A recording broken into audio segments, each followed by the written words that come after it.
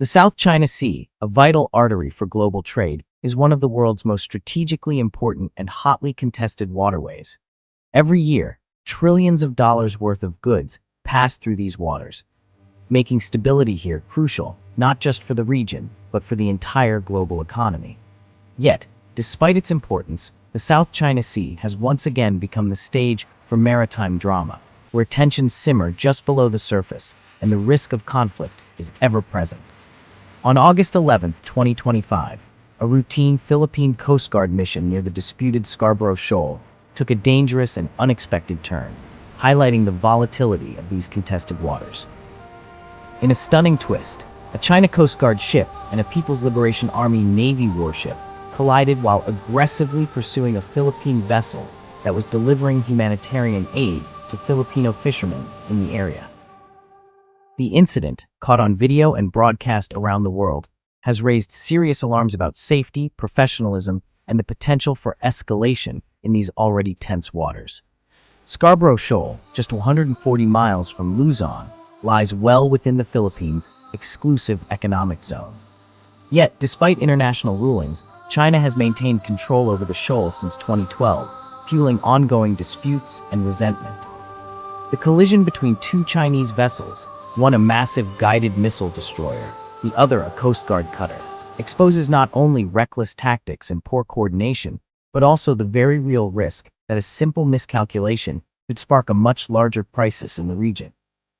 The world is watching closely, as a single misstep here could have consequences that ripple far beyond these waters, threatening peace and stability on a global scale. Scarborough Shoal is more than a cluster of rocks. It's a strategic maritime crossroads, a place where geography and geopolitics collide. It's a symbol of a larger conflict, representing the struggle for control and influence in the South China Sea, a region vital for global trade and rich in natural resources. Though well within the Philippines' exclusive economic zone, China seized control in 2012, blocking Filipino fishermen from their traditional waters and sparking a high-stakes legal battle that drew international attention.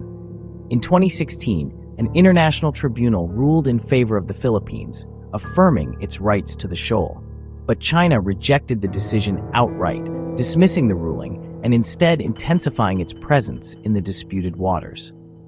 Today, Chinese Coast Guard and maritime militia vessels patrol the area relentlessly, intimidating Philippine boats and enforcing a blockade that is unrecognized by international law and condemned by many nations.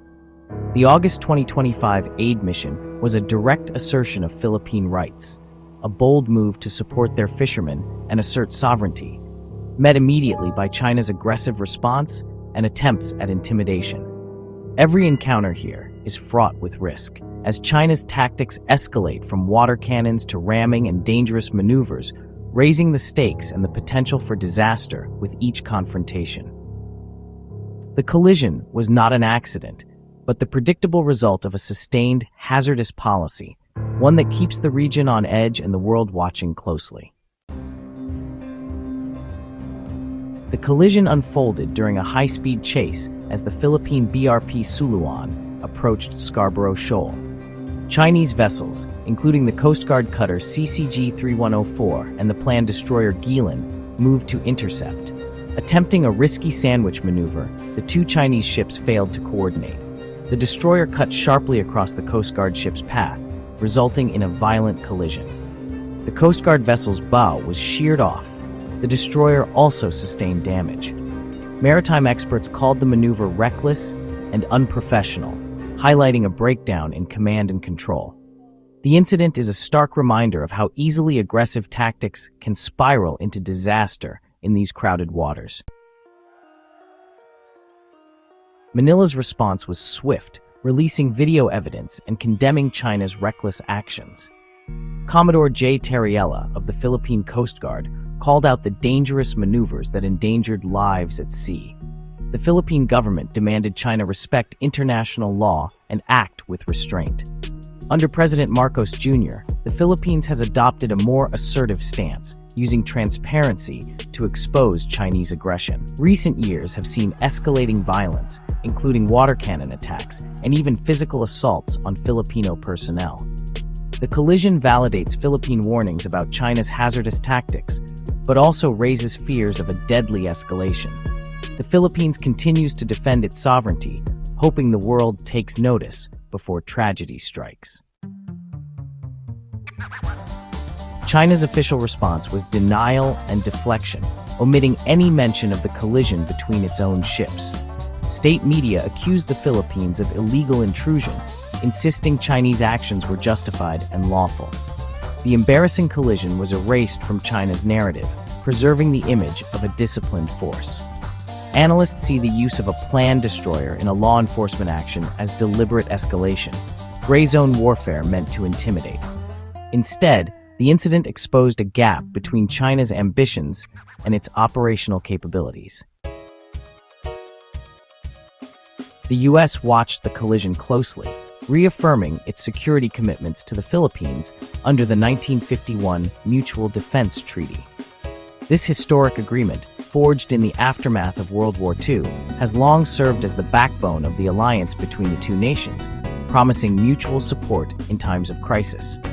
American officials stressed that continued Chinese aggression could trigger a U.S. response, signaling strong deterrence. They emphasized that the U.S. stands ready to defend its ally, sending a clear message to Beijing and the international community. The U.S. balances support for the Philippines with efforts to avoid direct conflict with China, carefully calibrating every move in the region. Diplomacy and military readiness go hand in hand as Washington seeks to maintain peace while upholding its commitments. The collision is further evidence, U.S. leaders say, that China's actions are destabilizing the South China Sea. Such incidents raise tensions and threaten the freedom of navigation vital to global trade. American military leaders warn that such incidents could easily spiral into crisis, underscoring the need for vigilance and clear communication to prevent escalation. The event strengthens the U.S. rationale for a robust presence to uphold international order, reassuring allies and deterring further provocations in these contested waters. The stakes for regional and global stability have never been higher, as the world watches how these powers navigate an increasingly volatile situation. The collision near Scarborough Shoal is more than a mishap, it's a warning. It exposes dangerous gaps in China's maritime coordination and the risks of aggressive tactics. The South China Sea is crowded, tense, and vital to global trade. A single error could trigger catastrophe. What happened between two Chinese ships could easily have involved Philippine or U.S. vessels, with far greater consequences. The region's stability is crucial for the world's economy and security. This incident is a symptom of a deeper geopolitical struggle, China's ambitions versus international law. Until resolved peacefully, the South China Sea remains a flashpoint, with every collision pushing the region closer to the brink.